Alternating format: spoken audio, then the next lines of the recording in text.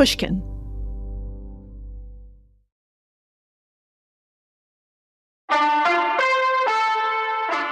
Welcome back to Risky Business, a show about making better decisions. I'm Maria Konnikova. And I'm Nate Silver. Today on the show, we'll talk about my new presidential election forecast. We'll also talk about insurance, although, Nate, I'm really excited to hear about your election forecasts. You might want to insure against that feeling, Maria. You may not like what it has to say. And talk about our top 3 ways that people get risk wrong.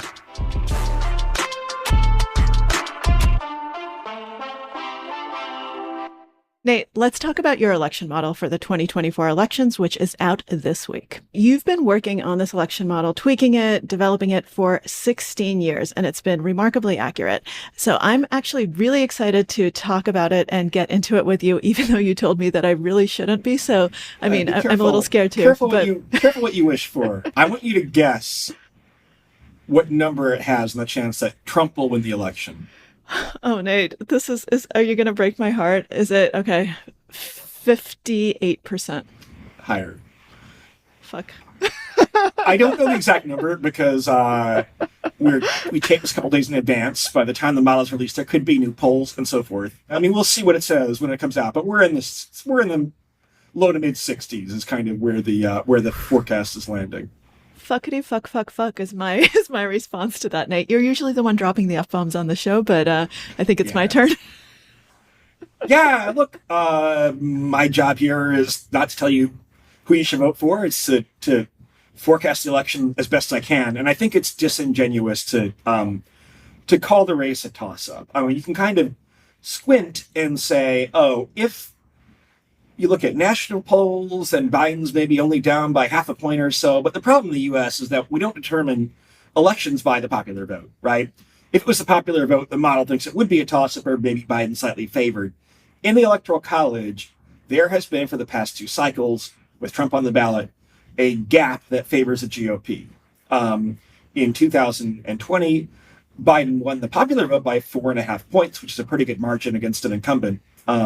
But all these key states, Georgia and Wisconsin and Pennsylvania and so forth, he only won by about 1 point.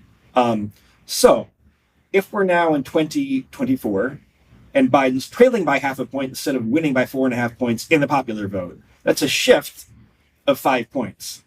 If you have a state like Pennsylvania that you won by 1 point and you shift it by 5 points, that's not very good. Now, what's happening in practice is that there's a bit of a bifurcation between the Midwestern swing states, this kind of trio of Rust Belt states, Pennsylvania, maybe not the Midwest per se, but Pennsylvania, Wisconsin, Michigan, where Biden's polling is closer, usually within a point, maybe 2-point Trump lead, versus the Sun Belt states, the newfangled Georgia, Nevada, Arizona, where Biden's polling's very bad. He might be down 5 or 6 points. Now, if he wins Michigan and Pennsylvania and Wisconsin and holds all the other states, so like New Hampshire, Virginia, and so forth, then he would finish with exactly 270 electoral votes when you need 269 to win. So there is a path, but not a whole lot of margin for error. Nate, this is not the way that I wanted to start off my week. So I think we're done with the podcast. Goodbye, and Goodbye. Good luck as I go and hide in a cave. But no, in all honesty, this is sobering news. I so don't want Trump to win because I know I think it's going to have incredibly dire consequences for democracy. So I want to kind of squint and say, yeah, but there's this path and look at these states and we're going to do it. But I think that you need to be realistic and try to figure out, okay, given this, it's not like the election is tomorrow, right? So what can we do? What shifts in your election model would actually change that outcome and bring that percentage back down? Are there certain levers? Are there certain things that are actually going to be kind of the most meaningful as you play around with the inputs and the numbers?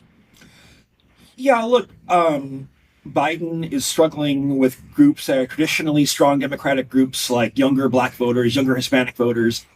That's why you see his numbers fading in states like Georgia, for instance.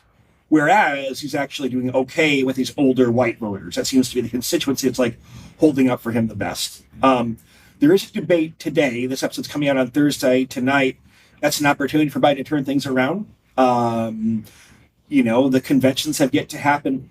The concern for Biden is that the race has been extremely steady so far. The steadiest we've ever seen polling, I think, in a presidential election. Biden gained maybe half a point to a point in the polls following Trump's conviction on 30, however many it was, felony counts. But the fact that like Trump was convicted of paying hush money payments to like a porn star, adult film actress, excuse me, and that's like a real sentence I can say, and that like had half a point worth of difference. I mean, that's not great for Biden. I think there have been a lot of false hopes from Democrats, people saying, oh, this is going to move the polls, this is going to move the polls. When the economy has gotten a fair bit better over the past 6 months. Inflation has abated, the stock market is way up, actually. But like the numbers haven't really changed very much. And I don't know, I'm sure I'll be called a fascist, biased Republican hack by every Democratic strategist in the book. But the whole point of having a model is that you're applying structured thinking where you don't go in and tweak the results once you see what it spits out, right? The whole point of committing to a model is that like it does take the emotional component, which I have like everybody else, out of the process, or reduces it, let's say, right? I'm someone who thinks professionally, oh, it would be great to just say, oh, it's a toss-up, 50-50, who knows? Can't get in trouble that way. Well, that's dishonest, and it's not what the number says, and it's not what the process I followed for 16 years now, since 2008 says, right? This is not a year that looks terribly uncertain. You don't have COVID. You don't have these polls volleying up and down like you did in 2016 with Clinton and Trump. They're very well-known candidates, and so Trump's advantage is narrow, but it's been persistent, and he has the more robust paths. The fact that Biden has to win all three of those Michigan, Wisconsin, Pennsylvania trio, all where he probably trails by a point or so, but he has to win all three and hold these other states. The fact that like the next best swing states like Arizona for Biden, where he's down by like 4 or 5 points, that's a real deficit. I don't think you can sit here with a straight face and say you'd rather be Biden. I think you can say you'd rather be Trump. You started off by saying that it seems that Biden is slipping among some of those voters who are kind of traditionally Democratic, right? Like the younger Black voters. Are those voters actually switching to Trump, or what's happening to them? So where's that loss for Biden evaporating to? I think there might be, some permission structures to vote for Trump that didn't exist last time, but no, a lot of them are going to undecided, to RFK Jr. or out of the electorate.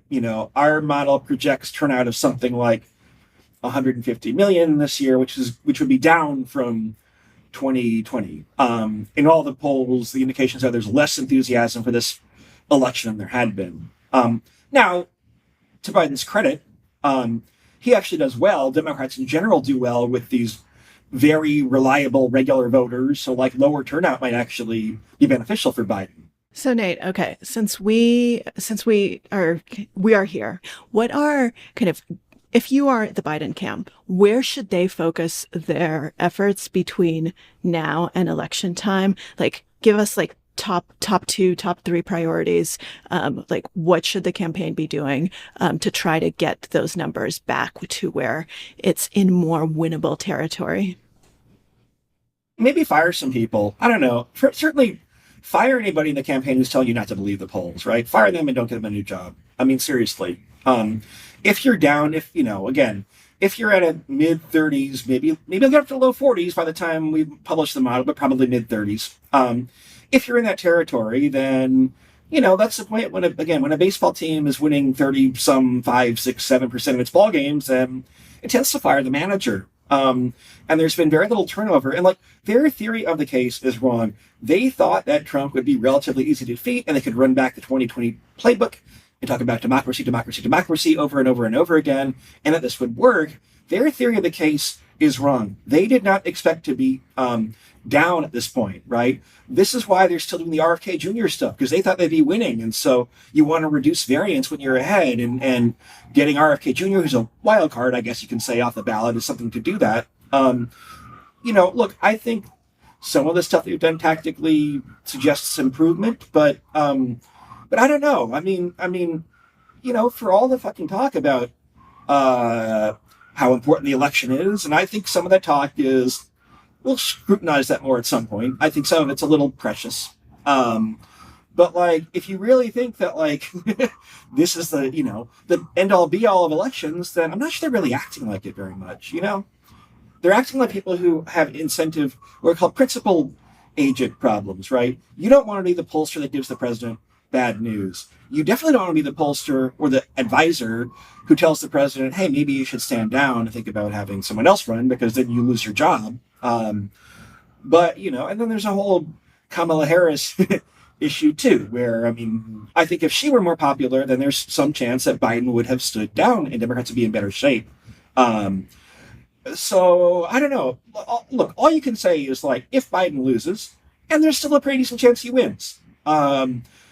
It's not like you can't see this coming. He has been behind in the polls consistently for, since midsummer last year. Voters consistently have said, you are too old. You should not run again. The first term was fine. You should not run again.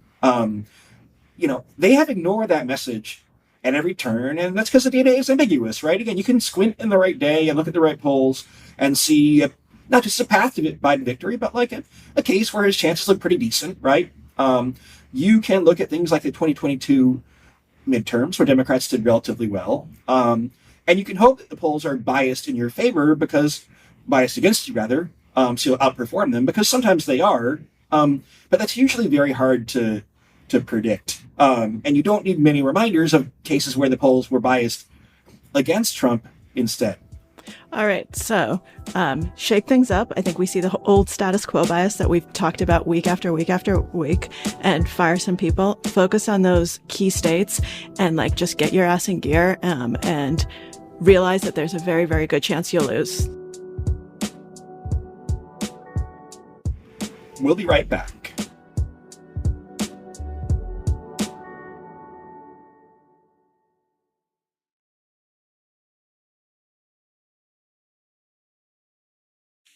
Nate, let's talk about some huge shifts in the home insurance industry. There has been a lot of news recently about homeowners insurance, because insurers are actually getting out of multiple states, multiple areas, and just flat out refusing to insure homes, which is obviously affecting homeowners, home buyers, people who need to get, their home mortgage, anything like that, because they like physically cannot get their home insured. And Nate, last week, you and I talked a lot about climate change and kind of all of those effects, and this is directly related to that. So I think that this is one way that consumers are feeling what it means to be living in a world where the risks of one-off events are no longer one-off events, where the storm of the century is no longer the storm of the century, where you can actually see these people who use models to try to model out the risks losing money and saying, oh shit, we don't want to insure your home anymore. We no longer want to take this risk. So let me ask what might seem like a naive question, right? Why can't you just price these risks in? That you're in California and you know the risk of wildfires, you're in Florida, you know the risk of hurricanes, you can build a model and then it costs more than it might in, what's a safe state, Wyoming, there are like volcanoes there and shit like that. Anyway, but why can't you charge more instead of not offering the risk at all? Yeah, I think that that's a really, really good point. And I think that some insurance are trying to do that and trying to charge more. But I think that some are using old data instead of new data for the models. And the problem is there are no good data, right? How do you model something that's changing so rapidly in an environment that's changing rapidly, where there's a lot of volatility, and volatility in the actual sense of the word, which means that, ups and downs are very extreme in a short period of time? How do I factor in the uncertainty of these risks, given that we don't have any historical comps, right? Given that we don't know how it's going to play out in the next 10 years, because the last 10 years are not representative. The years before that are not representative. And we no longer have this steady model where we can go back and say, okay, risk of this X percent, risk of this X percent. I mean, I know that one way of handling volatility is to price it even higher, but at some point, you're pricing it so high because of the uncertainty that it might not make sense anymore. Yeah, if you go to the New York Times, they have a interactive graphic called the Home Insurance Crunch. See what's happening in your state, where it just shows every state whether home insurance has been profitable or losing for the insurers. And what you'll quickly discover is that you have kind of limited upside where nothing goes wrong, you do make a profit, but kind of uncapped downside where 1 year with crazy hurricanes or flooding or wildfires or things like that can wipe out 10 marginally profitable years. And in states like California and Colorado, a lot of fires, Florida, of course, with hurricanes, like that happens pretty often.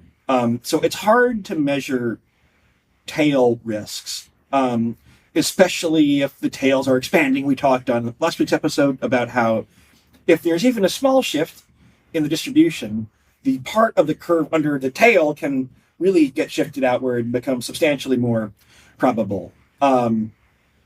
Yeah, and there's also something called adverse selection, where maybe the people who want to buy insurance are people that are worse risks for you to take. Maybe they know something about their home, that it's vulnerable to landslides, for instance, and therefore you kind of have what economists would call like a market for lemons, where you have information asymmetries between buyer and seller that reduce the overall size of the market.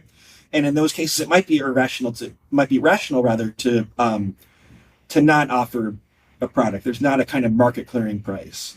Wait, Nate, one sec. Let's clarify what exactly a market for lemons means. Yeah, the term was coined, I believe, by the economist George Akerlof, who I think is now at Berkeley, won a Nobel Prize. He talks about, a lemon is a defective used car. And it's hard to know everything wrong with the car if you take a test drive for a few minutes or something like that. But basically, it's like when buyers don't have any way to trust sellers, there's no third party vouching for the reliability of these used cars, what happens is just the volume of transactions goes way down, right? You have dead weight loss when there's no credible way to achieve trust. So the theory here would be like, if we think that insurance is a win-win transaction, right? Someone's paying some expected value. On average, you lose money if you buy insurance, but they protect their downside risk, right? That's a win-win on a risk-adjusted basis. But if there's not reliable information, you're not sure you can trust the insurer, or if you're an insurer, you're not sure you can trust the homeowner. Then you have transactions not happening that would create utility for both sides and for society. Yeah, I think that something that I know about investing is if you're trying to kind of look at an opportunity and you're comparing upside and downside risk, right? When you have unlimited downside risk and your upside risk is your upside is capped, that's not an investment you want to be making, right? You want it to be asymmetric the other way. You want your downside risk to be capped and your upside to actually be able to go up further, especially if you're leveraged, right? If you're thinking about it that way, and if you're thinking about the fact that this is incredibly asymmetric risk, and this is something that they've been doing for years, where it's been asymmetric in their favor, where it has been basically a capped downside because these kind of once in a lifetime events didn't happen, or they did happen once in a lifetime. And so all of your other years where you were making money paid for it. But now if you're making less money, because there's always something happening, right? If you look at the news every year, there's something happening. There's home destruction because of all sorts of different things, tornadoes, hurricanes, wildfires, you name it, we got it. And then if you have that, so in your up years, you're not nearly as up. And then you have these catastrophic events that are happening over and over and over. Then to me, like if you're a rational investor, it's a bad investment. So you end up pulling out. Let's not neglect the role of dumb regulations. According to the Washington Post, in California's case, insurance companies must use historical data rather than forward-looking models when they price insurance plans. That means, this is quoting them, their policies may not reflect the actual risk you're supposed to hedge against. That's stupid. I mean, there's no state Very in the country that stupid. has more stupid laws than California. And like, I yeah, happen to if you agree with can't- that, Nate. if you can't actually like adjust for changes in the climate, which I think most people in California would care about, then you're just making the market less efficient. How you optimize this function where, on the one hand, you probably don't want insurers to have literally unlimited liability because no one has infinity dollars, right? They won't be able to pay it. On the other hand, you don't want insurance not to make people relatively whole when there is a disaster. Otherwise, what's the point? But I would gather that like these state regulations are not always that well designed. Yeah, I think that that's absolutely right. And states are trying to step in, by the way, not just in California, right? Because there are these gaps where they say, oh shit, what do we do if people in our state can't buy houses because they can't get insurance? Like this is actually a big issue. Nate, I know that at some point in the past, you were considering buying a place in Miami. Is that something where like, let's talk about this on a personal level. Like, would you do that right now, given what's happening with insurance, given what we know about the risks there, given that you probably would not be able to get insurance on on an apartment that you wanted? Honest answer, it probably wouldn't affect my decision that much. Because look, home insurance is negative expected value on a non-risk adjusted basis, right? Otherwise, it wouldn't be offered. By definition, insurance means that someone who has more capital and more risk tolerance than you makes money on average, and homeowners lose money on average. I mean, it wouldn't be great. I'd probably take the negative EV like safe bet. I'm probably not going to buy a place in Miami for other reasons. But no, but I'm also conscious about how much of my net worth I want tied up in real estate, right? I think it's generally a mistake for many reasons to have a great deal of your net worth tied up in real estate as opposed to a broader portfolio of stuff. So I think I'm hedged enough and diversified enough that, like, although not ideal, it wouldn't be a deal breaker. So you would basically write it off, right? Like this is an investment that might go to zero. I don't care that I'm not going to get insurance on it. And I understand that it might get destroyed and I'm okay with that. I'm just going to make it a small enough investment that if it goes to zero, I'll be okay. That's right. Yeah. So this actually kind of illustrates that it's affecting different people differently, where if you are in a position where you can do that and you can say, I will buy this place and I'm just going to write it off, then you can buy it. But if you're someone who can't do that, then the calculus changes. Like with most things, people who are, better off financially or who have more robust ways of looking at risk benefit from it. And the people who are disadvantaged are harmed by it more. Because, look, if you're like a multi-billionaire in Silicon Valley or something, right? And you lose your beautiful $7 million home in a wildfire or an earthquake, you'll still be okay, right? If most of your net worth is tied up in your home, then you won't be. So it seems like when we're talking about this, we basically have the absolute like shit show of factors, if I may use a psychological term here. So we have huge correlations, right? We have no good historic data. We have a lot of things changing. And so it's incredibly difficult to model. And so it's basically like, this is your worst nightmare when you're trying to build a model that predicts risks and tries to figure out what in the world do we do. And so I think that at least in the short term, what I'm taking away from this is that a lot of people, especially kind of the people who cannot afford to just write off these homes, are kind of fucked and cannot buy homes, have to move out of homes that they've owned where the insurers have stepped out. And there's really no clear solution. And as someone who is making these decisions on a personal level, where do I move? Where do I buy a house? Where do I rent? Where do I look at real estate? Where do I build a community? I think these are all things that people need to keep in mind as they're thinking about the future. And sometimes that sucks because sometimes, you really want to move to beautiful wildfire California or lovely coastal Florida. And that's just kind of the emotional elements of that are not going to be worth it for you in the long term. We'll be right back after the break.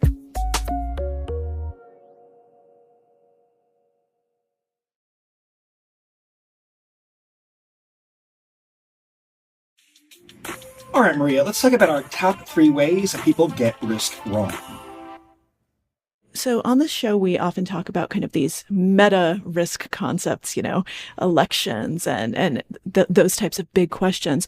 But right now, I'd love to bring it back to kind of individual psychology and talk about how individuals get risk assessments wrong, the biggest problems that they have when they're thinking about it on an individual level. And I think you and I both have some thoughts as to what the most important ones are.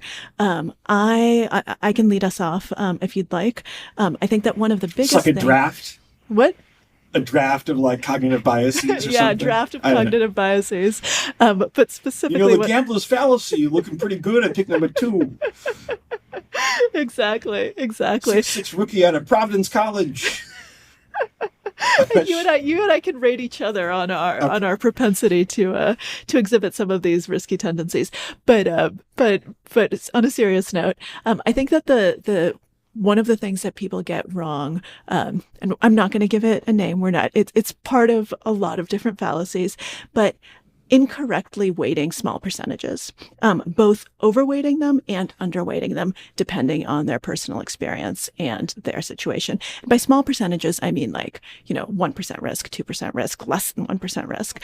I think that people are really, really horrible at those tiny percents. Is this one that you actually had in your top mistakes as well, or no?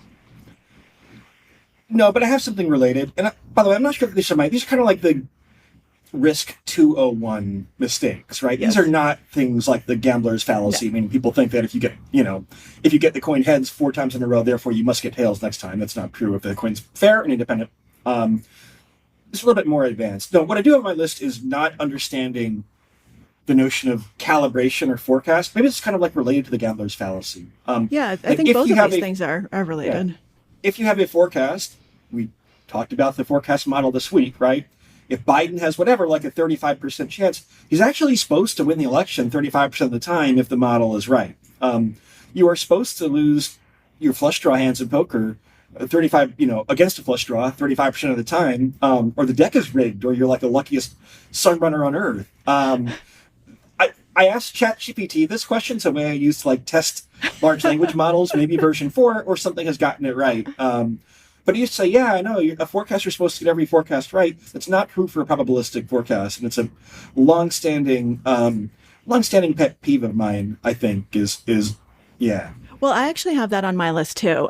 So I have this as 2 separate things. I have the small percentages, which I think we can talk about separately. But then what I have is rounding to absolutes, right? 0 and 100. And I think that that's kind of what this is on a fundamental level, where if anything is above 70%, or you're okay, this is going to happen. And if it's below 20%, you're this ain't going to happen. Or, that's a little bit of a rough estimate, but I think that that's often how human minds work, right? We gravitate toward absolutes because we gravitate toward certainty and away from uncertainty. And so if you're talking about, you just mentioned the weather, if you're talking about weather forecasters, this is the quintessential example of when people get it wrong. When you say, 75% chance of rain, you bring your umbrella and it doesn't rain, you're fuck, I've been lugging this umbrella around all day idiot. Or 90% chance of sun and it starts raining when you get to the beach, you're what the hell, it wasn't supposed to rain. 10% is really not 0, but your brain just goes to the absolutes. And the weather is something we've all experienced, and yet we still have that notion. So I do think that this rounding thing is incredibly, incredibly important. But I think that we should talk separately about the small percentages, because that's also very important. And I think that's a slightly different issue, especially when we're talking about risks that are incredibly important. And we've talked about some of them, we talked about P-Doom, right? the risk of destruction. In the past, we've talked about the risks of one-off storms, events, when it comes to climate change. I mean, we have to deal with small percentages all the time, and the brain just breaks down. Yeah, I was narrating the Silicon Valley chapter in my book just last week. So was rethinking about some of this stuff. Silicon Valley understands the importance of large payoffs. They live in fear of a Mark Zuckerberg or Elon Musk or whatever exiting their office on Sand Hill Road, turning down their offer or not having been given an offer, right, when they could result in a 100x or 1000x or 10,000x payoff. They understand that there's a whole culture around Silicon Valley that leads them to be very strange in certain ways to encourage that type of risk taking because it's like not normal for people. There is a second, I guess this is my number 2, which is also inspired by Silicon Valley though, which is understanding the value of a portfolio of risks. That if you have a lot of these high upside, high risk bets, magically, if you have enough of them, then your risk can be actually quite low. The top decile Silicon Valley firms actually are almost guaranteed a profit based on the research I've done for my book. Because first of all, they have like selection effects, they get the best talent in the door. But if you're making a new fund every year and the fund has 25 companies, then you're hedging a lot. You might have 200 investments if you have several years worth of funds at any given time, right? So all of a sudden, what seems risky is not if you can aggregate a portfolio, which gives you different options. And there are issues about correlation, like we talked about in the last segment. If you're only invested in crypto or AI companies, for example, those companies are going to be correlated in how well they do. But still, it's a pretty good business to be able to take enough high upside bets that, if you could enter Maria, for example, if 10,000 copies of yourself could enter the World Series of Poker main event, which is a profitable tournament. Please. So half the fucking players are clones of you. I mean, it would get a little weird, right? But yeah. But you do it, if you have the capital for it. Yeah. Oh, absolutely. I would. For sure. No, I think that's a great point. And I think that diversification is something that we really do not think about enough. And it's so funny because as you're talking, I'm like, we have so many cliches in like popular culture about this, like, don't put all your eggs in one basket. And what do we do over and over and over? We take all our fucking eggs and we put them in one basket and we're like, I'm just going to go all out. I'm going to go balls to the wall. I'm going to go all out on this bet. That's not the correct way of taking risk. And we should take popular cliches and parables and idioms and rate them. I'm like, oh yeah, it's pretty smart, right? For sure. Don't put all your eggs in one basket. It's a top fucking 5 idiom. It absolutely. Is that idiom or meta? I don't even know the difference. I mean, it's saying, yeah, I don't know. Yeah.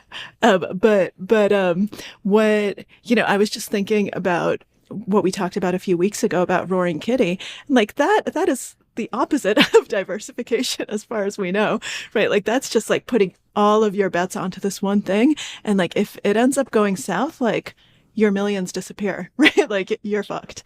And I think that that's really, really difficult for people to understand, especially when things are going well. So I think that psychologically, it's really important to distinguish moments when things are going well and moments when things aren't going well, because our ability to make good, risky decisions are really affected both ways, right? So if you made this huge bet and it's going up, you're like, I am a genius, right? I'm brilliant. This is amazing. And even though you should probably exit at some point, then you're not going to. And if things are going poorly, then sometimes you actually end up doubling down. You don't sell when you should because you're emotionally invested. And so you end up compounding your losses and not thinking clearly once again. And so this is just such a broken way of human thinking that then compounds your mistakes. And this happens, by the way, to professional traders as well. This isn't just you're just someone sitting down on your couch. So what's your number 3, or do you want me to do my number 3? I can go. All right. I'm trying to figure out a cute way to frame this. We need something's law or something.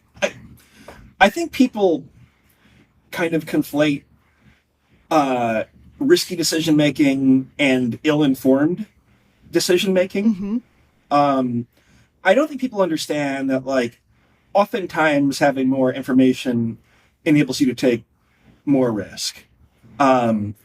or more intelligent risks, right? So I was at dinner last night with my partner, some Italian place in the West Village, which we had not been to before. And he caught me looking at Yelp to decide what I wanted to order. He's like, why do you care about Carmen in Dubuque, Iowa? We always make this woman from Iowa. What does she know about dining in New York City? That's not what your partner sounds like. That was a really bad impression. I don't think I could do an impression without him being self-conscious about it. I'm not gonna do it. But anyway, but he's like, if you're such a risk taker, Nate, how come you won't even order a fucking plate of pasta without looking at Yelp reviews? And I'm like, I'm not a big fan of octopus. Don't hate, but you usually wouldn't order on a menu with 15 items or something, right? Mm-hmm. If the review says this is the best octopus you've ever tried, even if you're not an octopus liker, you gotta try this octopus, right? Then I might get the octopus. It can enable you to deviate from your own plans. I mean, I think oftentimes on restaurant menus, let's get by Tyler Cowen, the economist, on this. Oftentimes the least appetizing item on a menu is the thing you should actually order, right? Because it's only there because it must be good if it seems unappealing is kind of Tyler's an economist. It's kind of his theory. But yeah, the idea that I don't know.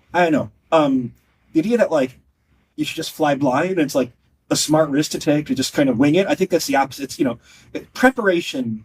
If you talk to mountain climbers, which I literally talk to in my book, they prepare very extensively. It does not mean that every risk you take at 29,000 feet can be mitigated to zero. But they are the most prepared people in the world, pretty much. Now, I think when it comes to risk, we do want to be prepared and we do want to do our homework. You're not going to just randomly fly on an airline that you've never heard of before. At least I'm not. I'm going to do some research. I'm going to look at some reviews. I'm going to see what their safety record is. I'm going to see what kind of planes they fly. And I think preparation is really important in a lot of different moments. Yeah. So I'm with you on this one. And I think that, this is, as I always say, and as I say when it comes to poker, when it comes to all decision making, information is power, right? You want to have the information advantage. And so that's a really good way of looking at it. Now, for my final thing, I'm going to bring us more back to kind of the economics realm and the realm of delayed discounting, because I think that that's something that we haven't talked about and something that people have problems with. So delayed discounting is kind of your human's inability to kind of correctly decide between smaller sooner rewards and larger later rewards, right? So kind of thinking about future and trying to figure out, okay, what do I want now versus if I can delay and take that risk and kind of get this later. How do I want to think about it? And I think fundamentally one of the reasons that people are bad at it is we're really, really horrible at picturing ourselves in the future and knowing what our future self is going to be like and what our future self is going to want. And so this leads to a lot of issues where we just project our current self, right? The Maria of today, and we just imagine that the Maria in 10 years from now is going to be identical. And that's not the way that we should be thinking about things. That's not the way we should be thinking about risk. That's not the way we should be planning for risk. That's not the way we should be just thinking about these things in general. And that's a big issue. And one of the reasons why it's so difficult to fix it is because it's not always irrational, because life is unpredictable. And, there are some people who would argue, take the reward right now because you might be dead in 10 years. And I think that's something that we also have to consider. If the AI Doom forecasts are correct. Yeah, if P Doom is correct, then take the reward now. I think for every 10 people who err on that side, right? For every 10 people who err on the side of being too impulsive in the moment, or not necessarily impulse, there's nothing wrong with impulse per se, but applying too steep a discount to maximize their overall expected happiness, to put it in a very clinical sounding way. There have to be 10 people who do that versus everyone who does the opposite. And by the way, this is also the triad, along with understanding expected value and understanding portfolio theory. The third thing Silicon Valley does well is they have long time horizons. even the best investments often aren't profitable for 10, 13 years, something like that. It's just a huge advantage. I mean, even just investing in the stock market, if you're in your 20s, 30s, 40s, up to your 50s, really, right? Just the returns are so much higher over the long run. There are enough time for business cycles, and there will be crashes eventually to even out. The long time horizons are evolutionarily, we're probably not wired to do that, right? I mean, humans used to live shorter lives. Humans used to live closer to this subsistence level, meaning that we didn't really have any type of excess at all. You protect what you have, right? But, a bird in the hand is worth two in the bush. Is that like another, what's that even mean? Nate, I love it. Yes, That's a bad idiom though, right? It is. Yeah. It is a bad one. It is a bad one. So we have one good one. So as our running ranking of idioms, of sayings, we like the don't put all your eggs in one basket. We don't like the bird in the hand nearly as much. But it's a scarcity mindset too, right? Like actually one thing I get annoyed by, you've heard of like the Marshmallow Experiment where like... of course, Nate. Yeah, Walter Mischel was my thesis advisor. I was his final grad student. Well, I don't like the Marshmallow Experiment because I think it kind of reeks of privilege where like, if some weird fucking graduate student was like, I'll give you 2 marshmallows, and I was like a poor kid, I'd be like, I don't fucking trust you, right? No. See, that's a very, very silly criticism. We're not going to get into it, but all of this was controlled for. Future segment coming up on the marshmallow problem. Tune in next week. Seriously. I will come in. I know this literature better than most people alive today. So I will come out guns a-blazing. It's a very good study. And it was absolutely controlled for with the poor kids. That's actually how it originated. In island communities of kids who had no money. So quick recap, my top 3, incorrectly weighting small percentages, both over and underweighting them, rounding to absolutes to 0 or 100, and problems with delayed discounting. So preferring smaller sooner to larger later rewards, and how that might not always be irrational. In my 3, the first is the failure to understand the nature of probabilistic forecasts. I will admit that's a pet peeve. Numbers 2 and 3, I think, can be more useful in your everyday life. 2 is the failure to understand the value of portfolio theory and diversification. And 3 is the failure to understand that more information can actually make you more risk-taking and smarter at risk-taking.